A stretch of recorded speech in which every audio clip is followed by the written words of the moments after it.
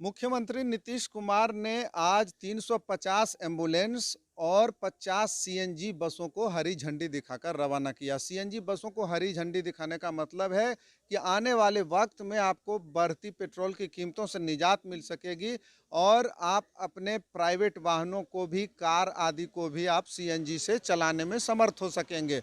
दूसरी बात कि मुख्यमंत्री ने कोट किया, सीएनजी बसों के अलावा जो 350 एम्बुलेंसेस हैं, तो पूरे सूबे के अंदर जितने भी प्रखंड मुख्यालय हैं, वहाँ जो अस्पताल होते हैं सरकारी, वहाँ दो दो एम्बुलेंस का लक्ष्य सरकार ने रखा है, जो आने वाले साल के अंत, इस साल के अंत तक पूरा कर लिया जाएगा। अभी 800 एम्बुलेंस और आने बाकी हैं। 350 एम्बुलेंस फर्स्ट लॉट में दिए गए हैं। तो दूसरी ये सबसे बड़ी आज की जो खबर है, वो मुख्यमंत्री बालू को लेकर, जो उन्होंने लाल बालू को लेकर या बालू के कारोबार को लेकर जो उन्होंने बयान जारी किया है, खासतौर पर अवैध कारोबार को लेकर, जिस तरह से बालू का कारोबार हो रहा है और अवैध बालू कारोबार पर सरकार की ओर से शिकंजा कसी जा रही है, तो इससे बेतहाशा बालू के कीमतों में वृद्धि हो रही है। हालांकि इस पर मुख्यमंत्री ने कोई जवाब नहीं दिया कि कीमतों में वृद्धि जो हो रही है उसको नियंत्रित कैसे किया जाए, आम जनता तक आसानी से बालू कैसे पहुंचे, कम कीमत में बालू कैसे पहुंचे, क्योंकि ट्रांसपोर्टर इसके लिए राजी नहीं हो रहे हैं कि लगातार बढ़ती डीजल पेट्रोल की कीमतों के कारण जो उनका ट्रांसपोर्टेशन कॉस्ट बढ़ता जा रहा है, उसे वो कैसे मिनिमाइज कर पाएँ और जिस कीमत पर सरकार पहुंचाने के लिए बालू बोल रही है, उस कीमत पर लोगों को कैसे उपलब्ध कराया जाए। मुख्यमंत्री ने इसके विपरीत ये जरूर कहा कि जो भी अवैध बालू कारोबार में व्यक्ति लिप्त हैं, उन्हें चिन्हित किया जा रहा है और उन पर सख्त कार्रवाई की जाएगी। इसके साथ इससे भी बड़ी बात ये रही जो मुख्यमंत्री ने कहा कि वैसे अधिकारी, उन्होंने ये भी स्वीकार किया कि ऐसे अधिकारी शामिल हैं जिनके मिली भगत से अवैध बालू कारोबार फल फूल रहा है और हर जिले के डीएम और एसपी को ये आदेश दिया गया है कि वैसे अधिकारियों को चिन्हित करके उन पर सख्त कार्रवाई करें जो अवैध बालू के कारोबार में लिप्त पाया जा रहा है। तो ये सबसे बड़ी खबर है आज की, जो मुख्यमंत्री नीतीश कुमार के द्वारा कहा गया है कि अब अधिकारियों को भी इसका परिणाम भुगतना होगा जो भी अवैध बालू के कारोबार में शामिल है। पहले सिर्फ लोगों पर यह कार्रवाई हो रही थी जो इस व्यवसाय से जुड़े हुए खुद को मानकर चल रहे थे, लेकिन अब अधिकारी भी इसमें नपेंगे। जो अधिकारी, चाहे वो पुलिस प्रशासन के पदाधिकारी हों, डीटीओ को, परिवहन विभाग के पदाधिकारी हों, खनन विभाग के पदाधिकारी हों, जो भी हों, वो इसमें नपेंगे और उन पर आभासी नहीं दंडात्मक कार्रवाई सरकार करेगी। कैमरा पर्सन राम प्रकाश के साथ रविशंकर, प्रत्येक news live, Patna. CNG bus का उद्घाटन हुआ सर, कितने बस इसके पहले तो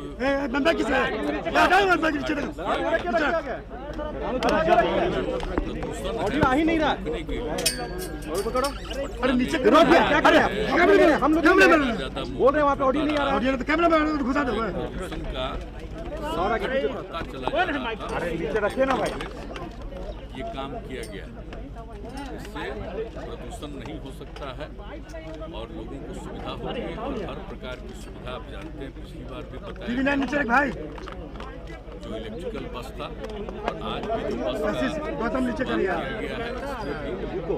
हर तरह की सुविधा है बैठने की का भी पूरा का पूरा ख्याल रखा गया है। बाकी आप जानते हैं कि जिस तरह से लोगों को बीमारी के इलाज के लिए गाँव से भेजना पड़े अस्पताल, उसमें काफ़ी दिक्कतें थी, कम था। अब उसी को ध्यान में रख करके आप देख रहे हैं कि हम लोगों ने जो तय किया है, पहले से जो योजना बनी हुई है, उसी में भी ये तय कर दिया कि हर एक ब्लॉक में 2 लोगों को दिया जाएगा 2 लाख रुपये तक की मदद दी जाएगी और अधिकतम 2 लाख रुपये तक की मदद दी जाएगी एम्बुलेंस के लिए। तो उसी हिसाब से आप देख रहे हैं कि इतने जल्दी 350 लोगों का हो गया और ये लक्ष्य है कि इस साल के अंत तक पूरा जो कुछ भी है हर एक प्रखंड में 2 का वो पूरा हो जाएगा और 800 अभी कुछ दिन के बाद भी और होने वाला है। ये जैसा बताया गया है कि अक्टूबर महीने तक वो भी हो जाएगा। तो इस तरह से जो एम्बुलेंस की सुविधा हो जाएगी, जो देख रहे थे कि अभी जो कोरोना का दौर चला है, उनको कहीं से भेजने में काफ़ी तरह की दिक्कतें आई थी। एक तो उसको भी देखते हुए, और कोरोना तो आज है, कल किसी भी प्रकार की बीमारी का कोई सामना करे तो उसको अस्पताल ले जाने में कोई दिक्कत नहीं, नंबर एक। और नंबर दो, दूसरी बात है कि जो एक्सीडेंट वगैरह होता है रोड्स पर, तो आप जानते ही हैं कि अब इतना ज़्यादा सड़क बन गया है, बहुत ही बड़ी बड़ी सड़कें बनी हैं, सब कुछ किया गया है, लेकिन फिर कहीं ना कहीं सड़कों पर दुर्घटनाएं होती हैं। और अगर कोई उस इलाके का आदमी दुर्घटना का पीड़ित है तो उसको तत्काल इलाज के लिए, उसके बचाव के लिए अस्पताल वगैरह में पहुंचाना है, तो अगर एम्बुलेंस नहीं होने पर तो दिक्कत होती है। एक सीमित समय रहता है, अगर उस बीच में इलाज शुरू हो जाए तो उनके बचने की संभावना रहती है। तो इसलिए इस बात का भी ध्यान, सिर्फ यही नहीं कि आज जो कोरोना की स्थिति में जो नौबत है या अन्य बीमारियों का भी, लेकिन साथ साथ एक्सीडेंट का भी कुछ मामला हो तो उसके लिए भी तो ये शुरू किया गया है ताकि ग्रामीण इलाकों में ये उपलब्ध रहे। इसी तरह से अन्य प्रकार से भी हम लोग कर रहे हैं। तो आज जो ये किया गया है आप जानते ही हैं, सब देखे ही हैं, बहुत अच्छी बात है। और पटना टाउन में अब जिस तरह से प्रदूषण को कम से कम करने के लिए, पर्यावरण के संरक्षण के लिए जो उपाय किया जा रहा है, तो आप देख ही रहे हैं, तो ये भी किया गया। एक सवाल है कि केंद्र सरकार ने कास्ट बेस्ड सेंसस से मना कर दिया है, केवल SC/ST की जनगणना होगी। आपने कास्ट बेस्ड सेंसस की बात देखिए, आप तो जानते हैं कि 2019 में फरवरी में और 2020 के भी फरवरी में हाउस से हम लोगों ने सर्वसम्मति से प्रस्ताव पारित किया है कि जनगणना जाति आधारित होनी चाहिए। और इसके बारे में तो बराबर आप जानते हैं कि हम लोग का जो विचार है वो आप जानते हैं 90 से ये दिमाग में बात आई और उसके बारे में हम कई बार बता चुके हैं। लेकिन यहाँ पर भी हाउस के अंदर भी इस बातों को रखे 2019 में भी और 2020 में भी, तो वहाँ से भी हम लोगों ने सर्वसम्मति से प्रस्ताव भेजा है। हम तो आग्रह करेंगे कि एक बार जरूर करना चाहिए। अब 10 के बाद कुछ दिन के बाद लोगों ने किया था, कास्ट का सेंसस किया, तो उसका तो कोई मतलब आया नहीं, ठीक से हुआ नहीं। तो जो बन करके तैयार हुआ था 13 में, तो 13 के बाद तो कभी पब्लिश नहीं हुआ कि आखिर किस इलाके में किस जाति की कितनी संख्या है। एक बार जरूर होना चाहिए कास्ट बेस्ड सेंसस, ताकि मालूम हो जाए और जो गरीब गुरबा तबके के लोग हैं, SC/ST के अलावे बाकी जो लोग हैं, उनको भी इसका लाभ मिलेगा और पता चल जाएगा कि सही मायने में इनकी संख्या कितनी है। और जब संख्या का पता चलेगा तो आप उनके उद्धार के लिए भी, उनको विकसित करने के लिए काम करें। तो मैं तो पुनः अनुरोध करूंगा कि भाई हम लोगों का है, और उधर जो पार्लियामेंट में ये बताया गया कि नहीं हो पाएगा, तो हम लोग तो आग्रह करेंगे कि इस पर जरूर गौर करिए। और हम पहले भी न सिर्फ यहाँ से प्रस्ताव गया है, हमने बातचीत भी की थी, तो हमारी तो हम लोगों की तो इच्छा है भाई कि होना चाहिए और उस सब के हित में। सर एक सवाल है, दैनिक भास्कर के दफ्तर में रेड हुआ है, इसके लिए तो पूरी कार्रवाई हो रही है। और आप जानते हैं कि किस तरह से इसका जांच किया, और जांच करने के बाद जो सरकारी कर्मचारी अफसर हैं, उनकी भी कोई भूमिका अगर गड़बड़ दिखाई गई तो उस पर भी कार्रवाई हो रही है। तो पूरी की पूरी कोशिश सरकार की तरफ से और डिपार्टमेंट की तरफ से और बाकी सब कुछ का पुलिस और अन्य विभागों की तरफ से भी इसके मामले में पूरे तौर पर देखभाल किया जा रहा है। वैसे तो हम बराबर कहते हैं कि आप चाहे कुछ भी करिए, कुछ न कुछ तो गड़बड़ करता ही है। आप चाहे कितना भी अच्छा काम कर दिए, दुनिया भर को देख लीजिए, तो कुछ लोगों की तो मानसिकता गड़बड़ होती है। लेकिन इसके लिए पूरा प्रयास करना चाहिए कि इसका समाधान हो, कम से कम गड़बड़ी हो सके। वैसे तो गड़बड़ी होने नहीं देना है, हम लोग का तो लक्ष्य यही है कि कोई प्रकार की गड़बड़ी नहीं होनी चाहिए। अभी भी चल रही है सर? हाँ, नहीं, वो देखिए एक एक चीज़ पर पूरे तौर पर नज़र रखा हुआ है लोगों का, और लोग रिपोर्ट करते हैं रेगुलरली।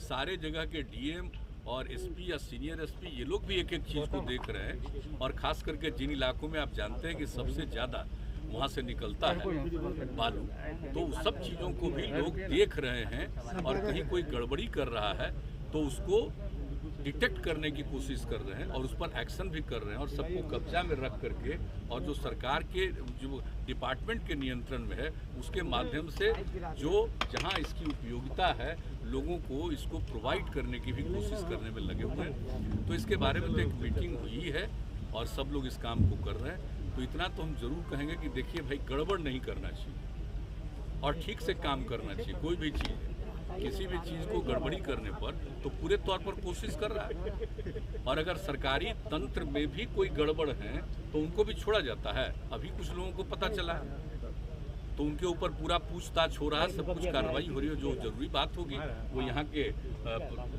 उस पर जो एक्शन। सर दैनिक भास्कर के ऑफिस में नहीं चल पा रहा है, पार्लियामेंट नहीं चल पा रहा, फोन टैपिंग मामले पे हंगामा लगातार जारी है। टैपिंग पे सर क्या है, आपने भी कहा टेक्नोलॉजी है आया है तो इसका एक तरफ लाभ भी है और दूसरी तरफ गड़बड़ी भी है।